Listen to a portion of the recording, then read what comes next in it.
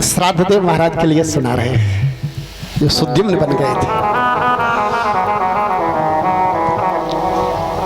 श्राद्धदेव भी सुन रहे हैं, पिताजी थे, सुद्युम्न भी सुन रहे हैं, सब परिवार बैठ करके कथा सुन रहा है। नगर में जो भी कथा के प्रेमी हैं सब वशिष्ठ महाराज के पास आ रहे हैं, सब कथा सुन रहे हैं, क्योंकि कथा सभी को सुनना चाहिए। जिसको भी पता चले कथा का प्रेमी हो, सब आ ही जाते हैं। इसलिए पराम्बा भगवती की कथा बहुत सुंदर फल देने वाली है। महामाया उस समय कथा से प्रसन्न हो गई थी और महामाया ने आशीर्वाद दे दिया था, आकाशवाणी कर दी थी और आकाशवाणी से कह दिया था अब ये तुम्हारा चेला जो सुद्युम्न है हमेशा के लिए पुरुष बन जाएगा। बोलिए दुर्गा मैया की जय हो। ऐसी पराम्बा महामाया भगवती समस्त लोगों की इच्छा पूर्ण करने वाली है। आज जो रक्षाबंधन का पावन पर्व है, बहुत बहुत ये पर्व की आपको बधाई दे रहे हैं और ये भी कहना चाहते हैं कि रक्षाबंधन पहला शब्द है रक्षा, रक्षा के लिए ही ये पर्व मनाया जाता है। इसलिए पराम्बा मां भगवती दुर्गा देवी सबकी रक्षा करें।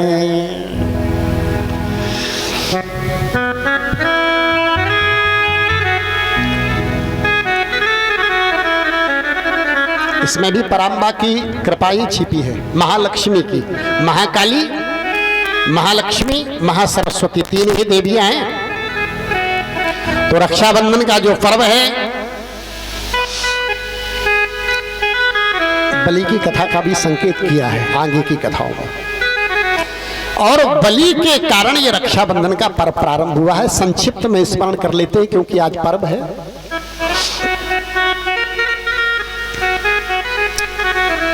देवता असुरों का संग्राम हुआ था, असुर जीत गए थे, देवता हार गए थे। स्वर्ग का सिंहासन भी बलि आदि दैत्यों के हाथ में पहुंच गया था। सब देवता मैया के पास पहुंचे, दुख आ गया है तो अदिति देवी के पास जाके सारा दुख सुना दिया था। अदिति देवी बड़ी दुखी है, पूजा पाठ में मन नहीं लगा, क्योंकि बच्चों पर संकट होता है तो मन थोड़ी लगता है किसी काम काज में, नहीं लगता। महात्मा जी पधारे थे, कश्यप जी पतिदेव। आज उन्होंने देखा, देवी जी तुम्हारा चेहरा क्यों मुरझा रहा है, क्या बात है, पूजा पाठ में तुम्हारा मन नहीं लग रहा है, यज्ञ हवन कीर्तन सब बंद है, क्या बात है। इन्होंने सारी बात बताई थी, बेटे संकट में कैसे मन लगे पूजा में, कुछ छुपा है बताइए। तो कश्यप जी महाराज ने श्रीमद् भागवत महापुराण में तो वहां एक व्रत बताया था जिसका नाम है पयोव्रत, नारायण की आराधना उसमें है। लेकिन यहां पर कहा पराम्बा देवी की आराधना करो, वो सर्वेश्वरी है, भगवती है, उनकी आराधना करो तुम्हारा सारा दुख दूर हो जाएगा। 9 दिन तक व्रत किया था, भगवती की आराधना की थी, तो भगवती ने प्रेरणा दी भगवान के लिए कि जाओ बालक बनो, और भगवान की प्रेरणा से ही अदिति देवी के घर में भगवान आए थे। और जब शुभ समय आ गया था, भादों का महीना था और शुक्ल पक्ष और द्वादशी तिथि थी, तब माता के सामने भगवान चार भुजा के बन के प्रकट हुए थे। स्तुति गाई थी अदिति देवी ने, भाद्र शुक्ल तिथि द्वादशी अभिजित नखत अनूप, सबके देखत हरिधरे बामन बटो को स्वरूप। बोलिए बामन जी महाराज की जय हो। बामन जी महाराज का सुंदर रूप है। भागवत में भी आप लोगों ने सुना है, सारे कृत्य किए गए थे, यज्ञोपवीत भी हुआ, बृहस्पति जी ने पहनाया था, आसन दिया, कमंडल दिया, ब्रह्मा जी ने भिक्षा मांगी। जनेऊ होता है तो आज भी तो ब्रह्मचारी भिक्षा मांगता है, भगवत भिक्षाम देही कहता है। अब ये परंपरा प्राय लुप्त हो रही है, लेकिन पहले शादी, अब तो शादी में कराने लगे, लेकिन पहले विधान से होता था। साम मंडप की स्थापना भी होती थी, बड़े विधान से यज्ञोपवीत का कार्यक्रम चलता था, भगवान का हुआ था। और भिक्षा भी किसने दी थी? पराम्बा भगवती देवी के दरवाजे पर भिक्षा मांगी थी। भिक्षा भगवती साक्षात साक्षात भगवती भिक्षा देने पधारी है। उमादा गौविका सती, महामाया जिनको उमा कहें, पार्वती कहें, अंबिका कहें, कई नामों से विख्यात हैं, वो आज महामाई देवी ने ही भिक्षा डाल दी है।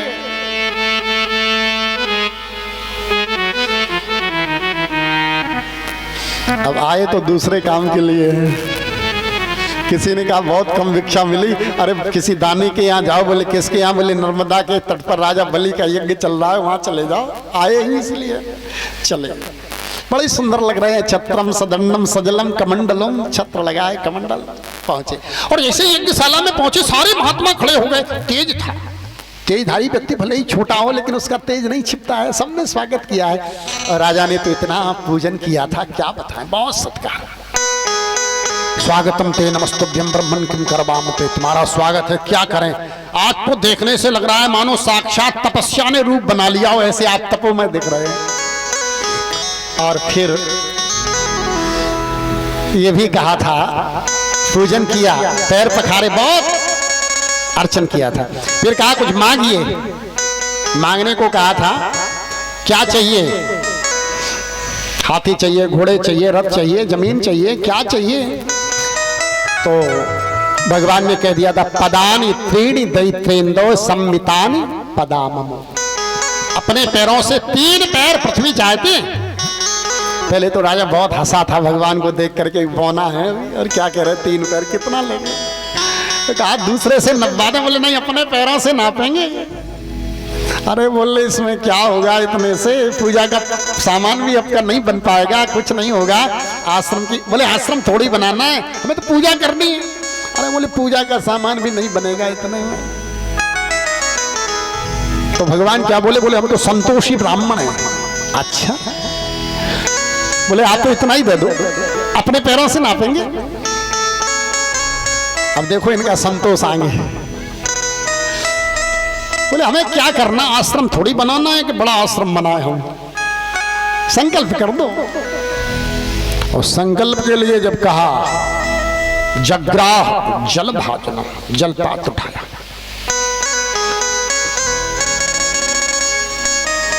शुक्राचार्य जी ने रोका, यज्ञ में बैठे, रोक नहीं, इन्हें पहचानो ये कौन है, ये साक्षात भगवान विष्णु रभ्य, साक्षात भगवान विष्णु तुम्हारे सामने खड़े। तुम बामन समझ रहे हो? बामन 53 कुछ नहीं, ये साक्षात भगवान है, पहचानो।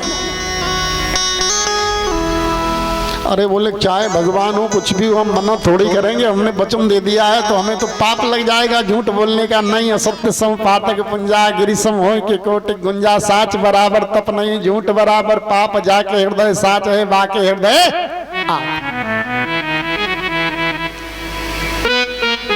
बहुत समझाया था।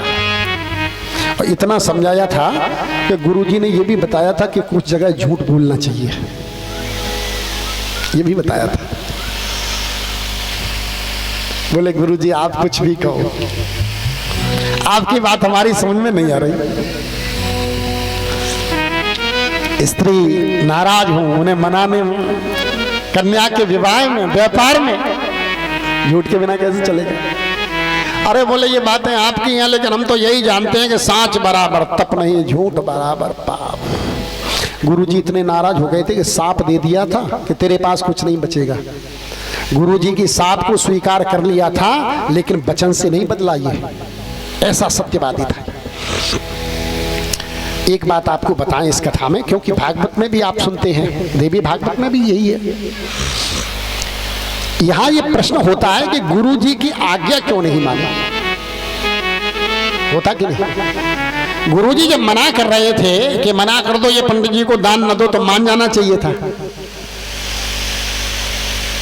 माता पिता प्रभु गुरु की वाणी, माता पिता प्रभु गुरु की वाणी, माता पिता प्रभु गुरु की वाणी, मेरे चारे तेरी सुभगानी, मेरे करो सुभगानी, हरि विचार तेरी सुभगानी।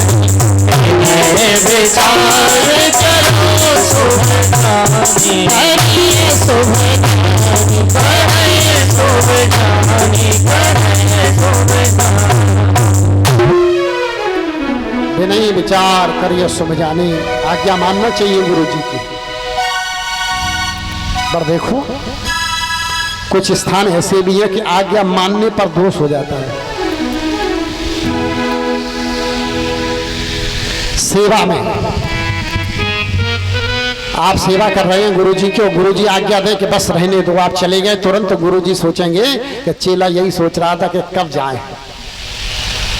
रामायण में लिखा है कि जिस समय राम जी महाराज सेवा कर रहे थे, विश्वामित्र जी महाराज की पैर दबा रहे हैं, और विश्वामित्र जी कह रहे बेटा सो जाओ सो जाओ, और नहीं जा रहे थे, तो बार बार कहना पड़ा था। लिखा है कि बार बार मुनि आज्ञा दीनी और रघुवर जाय शयन तब। लक्ष्मण के साथ भी वही हो रहा था। लक्ष्मण राम जी की सेवा कर रहे थे, तब भी राम जी बोले सो जाओ सो जाओ, नहीं जा रहे थे। बोले आप भी तो नहीं मान रहे थे आज्ञा, हम क्यों माने। इसलिए राम जी भी बहुत बोले पुण्य पुण्य प्रभु कहें सो बहुताता, पौड़े उड़धर पद जल जाता। लक्ष्मण जी महाराज सो सोए नहीं, पौड़े लेट गए, सोना नहीं लिखा। और सवेरे भी जो सोया है वो जागेगा, लक्ष्मण जी का जागना नहीं लिखा है। राम जी जागे, गुरु जी जागे, लक्ष्मण बोले उठ के खड़े हो गए, क्योंकि सोए ही नहीं है तो जागे कैसे। उठे लखन निशि विगत सुन अरुण सिखा ध्वनि कान, गुरु तय पहले जगतपति जागे राम सुजा।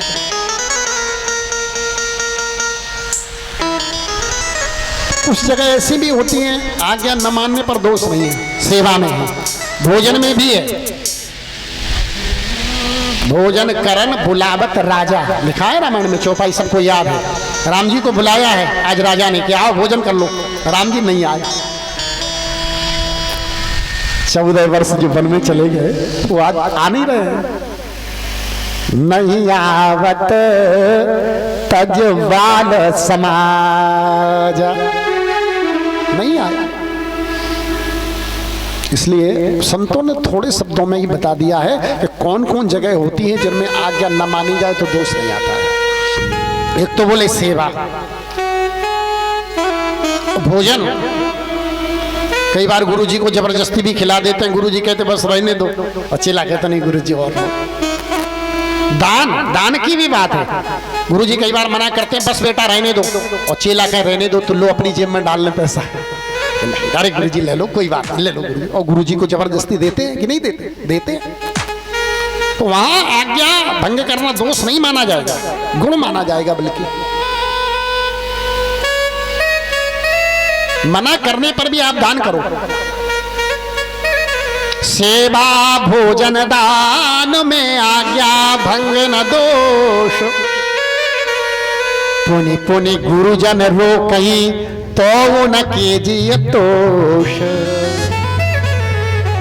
इसीलिए यहां राजा बलि दोषी नहीं है। गुरुजी ने मना किया लेकिन वो दोषी नहीं है, क्योंकि वो दान कर रहा था।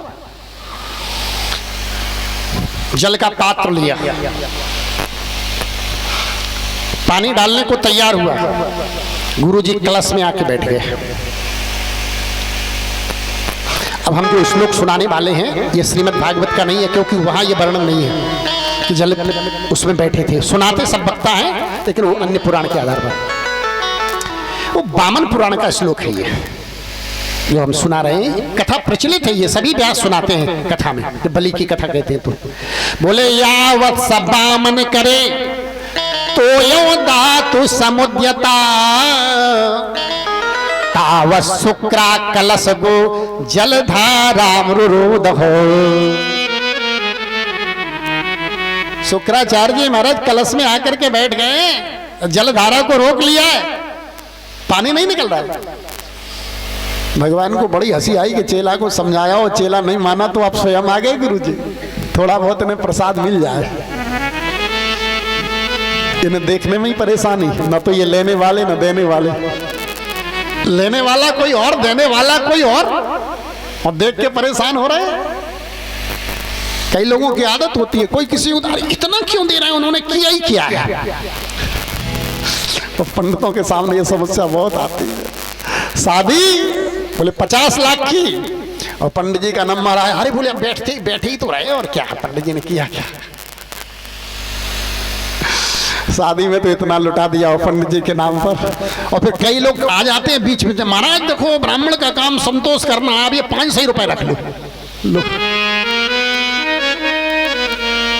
ये स्थिति बन जाती है।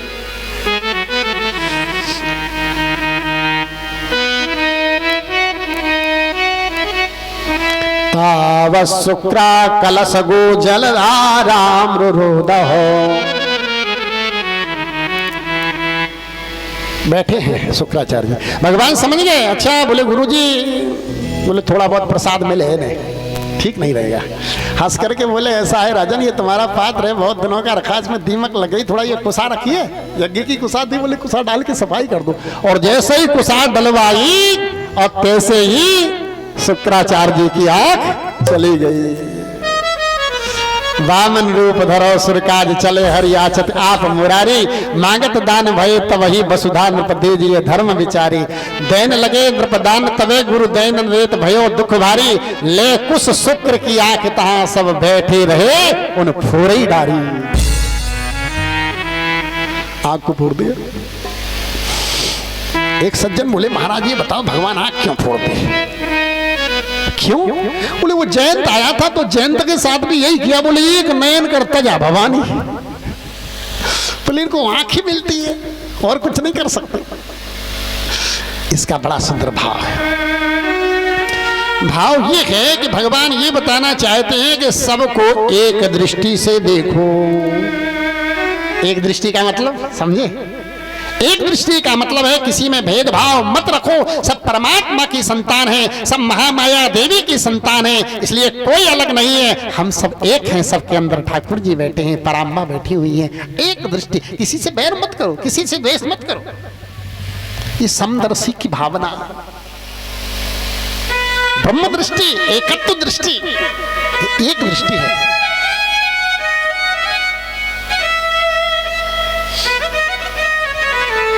संकल्प हुआ था, शरीर बढ़ गया था इतना विशाल। तो राजा ने देखा, बोले बिल्कुल ठाकुर जी हैं, ये सही कहा था गुरु जी ने, आकाश में छू रहा। एक पैर उठाया चिकन पदई के बलर विचक्र में नमः शरीर दृश्य बाहु भी। एक पैर उठा करके सारी पृथ्वी को नाप लिया। हाथ दिशाओं में फैले हुए हैं सब जगह। दूसरा पैर उठाया है, स्वर्ग को नाप लिया, वही पैर ब्रह्मलोक में पहुंच गया। ब्रह्मा जी तो पहचान गए ठाकुर जी का चरण कमल, इतने खुश हुए, कमंडल में जल था, लेकर के चरणामृत बना लिया उन्होंने। और देखो उसी चरणामृत से भगवती भागीरथी गंगा जी हैं, वो उस चरणामृत से ही पैदा हुई है, भगवान के अंगूठे से निकली है, चरणामृत बन गया था। तो दो ही पैर में सब ले लिया था, तीसरे के लिए कोई स्थान नहीं दिख रहा था। वरुण पास में बांध लिया था राजा को, और राजा सामने खड़ा है, भगवान सामने खड़े हैं। और राजा से भगवान क्या बोले? बोले अपना वचन पूजा करो, नहीं तो नरक जाना पड़ेगा तुम्हें। राजा ने कहा कि राज्य गए को डर नहीं, और डरो नरक से नहीं।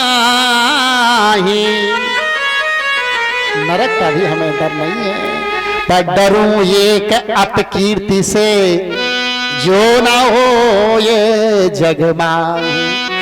भगवत संसार में अपकीर्ति न हो हमारी, सब चला गया हमें चिंता नहीं, लेकिन हंसी ना हो संसार में हमारी। भगवान बोले तो अपना वचन पूरा करो। भगवान ने ऐसे ही कहा तो राजा की सहायता उस समय पराम्बा देवी ने कर दी। सरस्वती माता ने ऐसी तेज बुद्धि बना दी कि राजा की बुद्धि जागृत हो गई। और राजा ने एक प्रश्न कर दिया, कहा कि हम वचन तो पूरा करेंगे, पर आपसे एक प्रश्न पूछना है। भगवान बोले एक नहीं दो पूछ लो, पर वचन पूरा करो। तो बोले चलो दो पूछते हैं। बोले हमारा पहला प्रश्न ये है कि आप कह रहे हो कि हम अपना तीसरा पैर कहाँ रखें, तो आपके पैर दो हैं कि तीन? अब ठाकुर जी चक्कर में पड़ गए, क्योंकि वेद भी वर्णन कर रहा है पदभ्याम भूमिर्देशा,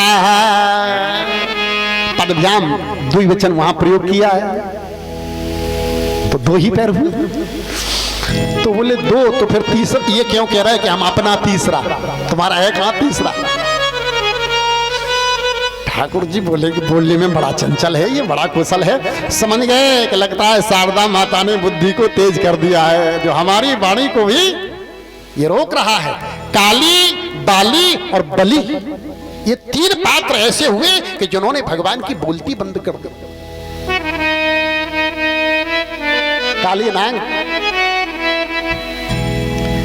उसने भी भगवान की बोलती बंद कर दी थी। ठाकुर जी ने जिस समय काली नाग के सामने कहा, अरे तू बड़ा दुराचारी है, तू बड़ा अत्याचारी है, तू लोगों को जहर बांटता है, पापी है, दुष्ट है।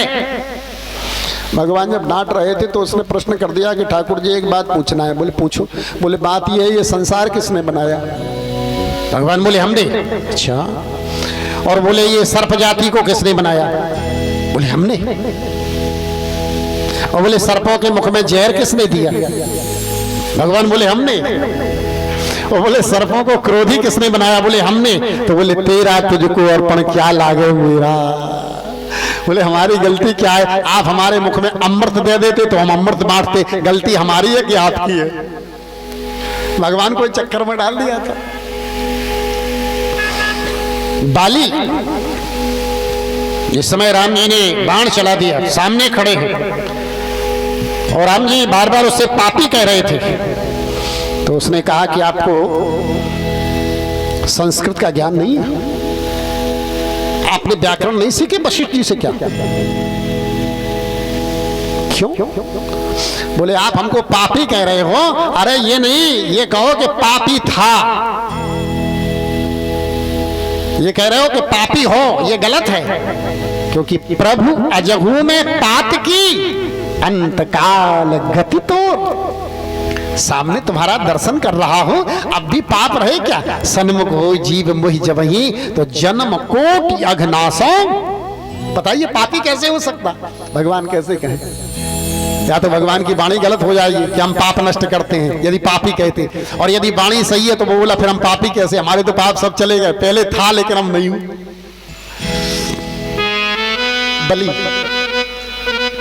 बलि ने भी बोलती बंद कर दी। दूसरा प्रश्न पूछा, कहा कि प्रभु ये बताइए कि दान बड़ा होता है कि दानी बड़ा होता है?